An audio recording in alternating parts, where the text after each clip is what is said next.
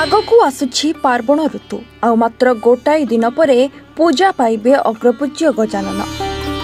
सेथिपाई सबुठी चली पूजा पाई प्रस्तुति। विभिन्न पूजा मंडपरे साजसजा चलिथिबा बेले मूर्ति कारीगर माने मध्य भଳି कि भଳି मूर्तिमान गढ़िबारे व्यस्त रहिछन्ति। मयूरभंज जिला उदला एनएसी रे मूर्ति कारीगर माने गजाननकर मूर्ति रे रंग तुली रे जीवंत स्पर्श देउछन्ति। विशेष करी लघुचाप जनित वर्षा जोगो मूर्ति गढ़िबारे विलंब होइतिबा कथा कहिछन्ति मूर्ति कारीगर। तेबे चलित वर्ष भल बिक्री पाई आशा रखिछन्ति मूर्ति कारीगर। जय कृष्ण।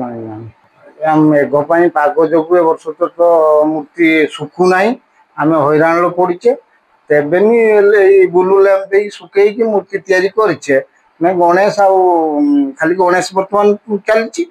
गणेश पूजार बेपार चली आज पाखु आरंभ होगलानी आमर ये छोट साइज होगलानी 300 पाखापुखी आउ हाथ मूर्ति 10टा कराई। छोट मूर्ति डाइस अच्छी से डाइस रोचु हाथ मूर्ति से कुटा मुड़ी करा जाए। हाँ ये 20-25 वर्ष होगानी। ए वर्ष तो पाग जोगु तो भरोसा नहीं तेबे पागर भी लोक किमती नेबे भी आमे भरोसा करि पान जदि पाग ठीक कला बेपार ठीक हम। ओदलारू दीपक मिश्रଙ୍କ रिपोर्ट रिपोर्टर्स टुडे।